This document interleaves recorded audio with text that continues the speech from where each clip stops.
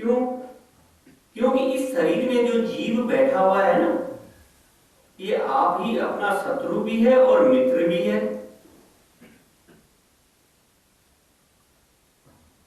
ये चाहे तो आपको अधोगति में भी ले जा ले और चाहे तो ऊर्ध्व गति में भी ले जाए। कैसे? अपने कर्मों के द्वारा। जीव जो है ना हमारे शरीर में, ये 17 चीजों का होता है। हम पहले भी कई बार बता चुके हैं कि शरीर से जब जीव निकल जाता है तो ये 100 हो जाता है। तो जीव में 17 चीजें आती, उसे तो 19 चीजें हैं, लेकिन 2 चीजों को गौण कर दिया गया है, क्योंकि एक ही अंतःकरण के 4 धर्म है। इसलिए उसमें से चित्त और अहंकार, इन 2 को गौण कर दिया गया है। ये अंतःकरण की 4 वृत्तियां हैं, मन, बुद्धि, चित्त और अहंकार। ये 17 चीजें कौन सी हैं? 5 तो आपके प्राण हैं, 5 आपकी कर्म इंद्रियां हैं, 5 आपकी ज्ञान इंद्रियां हैं, 15 हो गए। मन और बुद्धि, चित्त और अहंकार को गौण कर दिया गया है, क्योंकि हमारे अंतःकरण की जो 4 वृत्तियां हैं ना, अंतःकरण में जब संकल्प विकल्प होता है तब वो मन हो जाता है, मन कहलाता है। और जब किसी चीज का आप निर्णय ले लेते हैं तो वही मन जो है बुद्धि हो जाती है। तो जब आप किसी का चिंतन करते हैं तो चित्त हो जाता है। तो जब आपके अंदर देहाभास होता है, अहंकार आता है, तब अहंकार हो जाता है। और ये अहंकार ही अगला जीवन लेने का कारण होता है, क्योंकि देह में अहम भाव होता है ना, इसलिए ये अगला जन्म लेने का कारण बनता है। रामायण ने इसको अधम क्यों कहा? राम जी ने जब बाली को छुप करके बाण मार दिया,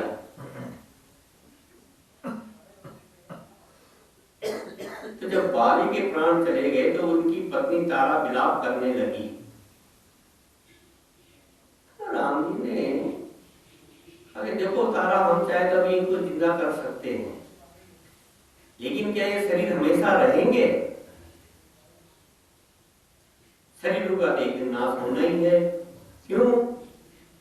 कि शरीरों का जन्म होता है, जिसका जन्म होगा उसकी मृत्यु भी होगी। जातस्य ही मृत्योर ध्रुवम, जिसका जन्म हुआ उसकी मृत्यु भी अवश्य है। और कहा तो इस अधम शरीर के लिए रो रही हो, जो ये 5 तत्वों से बना हुआ है। क्षिति पावक जल गगन समीरा, पंच तत्व रचत अधम शरीरा, इसको अधम कह दिया। और इसी को शास्त्रों में बहुत उत्तम भी कहा है, बड़े भाग मानस तन पावा। तो इस शरीर में जो ये जीव है ना, यही अधोगति में ले जाने वाला है और यही ऊर्ध्व गति में ले जाने वाला है।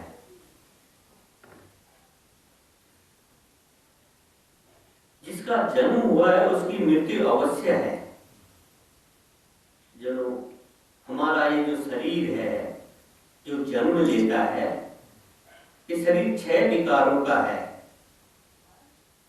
जन्मता है, पहले से है, फिर जन्म लेता है, बढ़ता है, परिपक्व होता है, इसमें फिर ठहराव आता है, फिर 5वीं अवस्था आ जाती है, क्षीण अवस्था, फिर एक दिन खत्म हो जाता है। अस्ति जायते वर्धते विप्रणते अपक्षीयते क्षीणे विसंति इति 6 विकारा। और इस 6 विकारों के शरीर की 5 चीजें पहले से ही निश्चित होती हैं। कैसे? कर्मों के द्वारा, क्योंकि ये शरीर जो है ये कर्म प्रधान है। कर्मों के फल को भोगने के लिए ही शरीर मिलता है।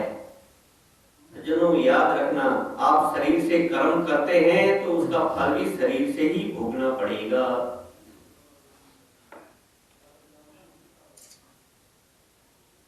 इसकी 5 चीजें निश्चित होती है अपने कर्मों के द्वारा। जन्म मृत्यु, संयोग वियोग, विद्या च वित्तम, धन और विद्या, और 5वीं है मान अपमान। और यही 5 चीजें संसार में हैं। आप स्वयं विचार करिए। संसार में जन्म होता है, जिसका जन्म हुआ है वो मरता भी है।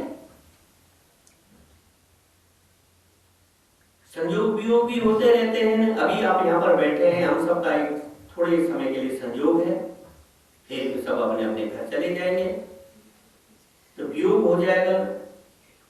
समूह जो होता है ना, वो बिछड़ने के लिए होता है। समूह श्रियांतस्य, समूह बिछड़ने के लिए होता है।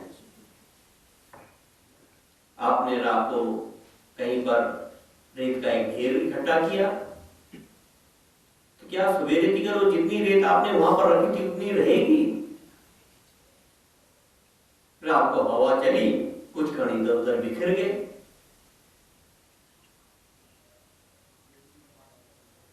तो समूह जो होता है वो बिछड़ने के लिए होता है। तो संसार में संयोग वियोग भी होता ही है। कौन कौन जीव कहां कहां से, कौन कौन सी योनि में से आकर के एक परिवार में आ जाते हैं, संसार में आकर के अपना संबंध जोड़ लेते हैं। ये मेरी माता है, मेरे पिता है, मेरा पुत्र, ये मेरी पुत्री, ये मेरी पत्नी, ये मेरा पति, ये मेरा भाई, ये मेरा बहन। जब तक संयोग रहता है रहते हैं, फिर वियोग भी होता ही है, क्योंकि संयोग के साथ में वियोग उसी समय से लग जाता है। तो संयोग वियोग भी संसार में होता ही है।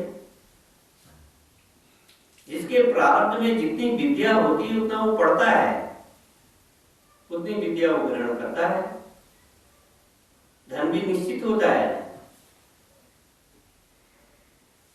किसी को बिना पुरुषार्थ के धन मिलता है, किसी को पुरुषार्थ करने से धन मिलता है, लेकिन मिलता उतना ही है जितना उसके प्रारब्ध में है। सज्जनों, एक बात याद रखना, समय से पहले और भाग्य से अधिक कभी किसी को कुछ नहीं मिलता।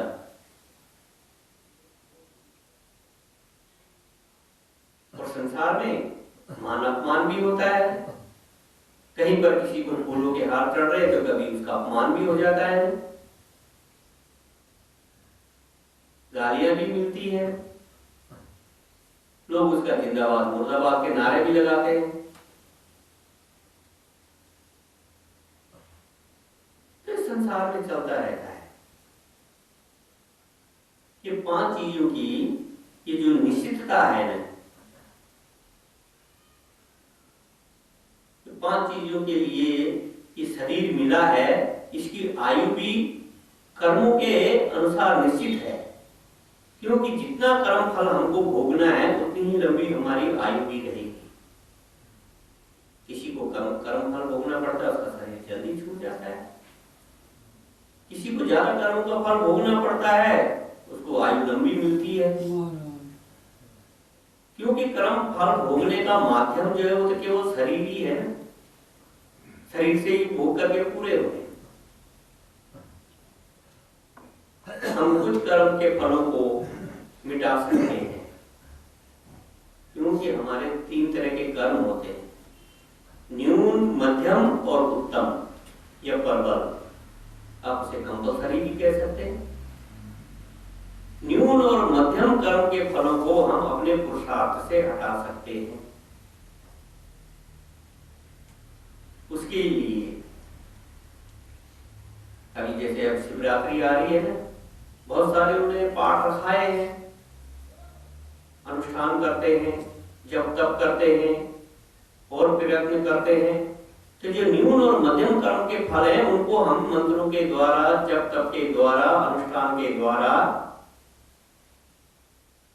हटा सकते हैं। लेकिन जो परम प्रारब्ध है, जो उसके लिए शरीर मिला है, उसको नहीं हटा सकते, वो शरीर से भोग करके ही पूरा होगा।